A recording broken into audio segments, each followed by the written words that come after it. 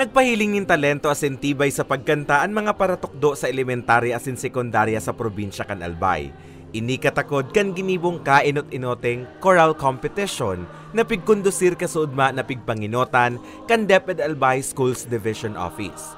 Maabot sa 12 partisipantes, hali sa man iba-ibang eskwelahan na sakop kan DepEd Albay ang nakisumaro sa aktibidad.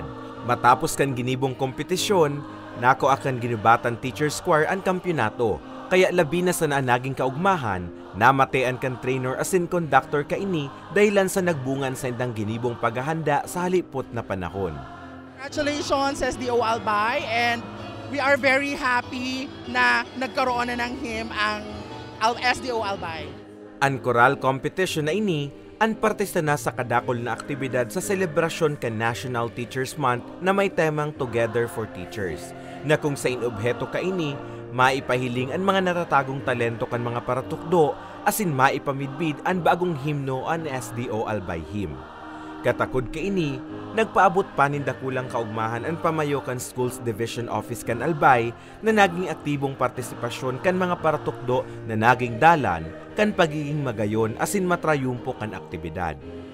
Which talks about, or which is an embodiment of our aspirations, of our commitment, of our passion to serve the Albayano learners. Napabilib man ang mga hurado sa naging performance kan mga partisipante urog na sa ginibong sabayang pagkanta kan bagong SDO Albay Hymn. Pigmidbid bilang 5th placer ang Coro Tiwinhon. 4th placer naman ang Bakakay Teachers Choir. 3rd placer ang Malilipot District Choral, asin panduwa sa pwesto ang Pulanganggi Choral. Mas maganda na magkaroon tayo ng competition para ma-pressure talaga yung mga teachers to memorize the SDO Albay Hymn, di ba? So yun, and I'm also very thankful that our PSDSS, especially to our public schools district supervisors of the 13 competing divisions, really pushed and motivated our schools and our teachers to participate in this activity. Mientras tanto, sa maabot na Oktubre 5, gigibuhon ang selebrasyon kan pagtatapos kan World Teachers Month kan SDO Albay sa Albay Sports Complex na papartisiparan kan mga paratukdo sa bilog na probinsya.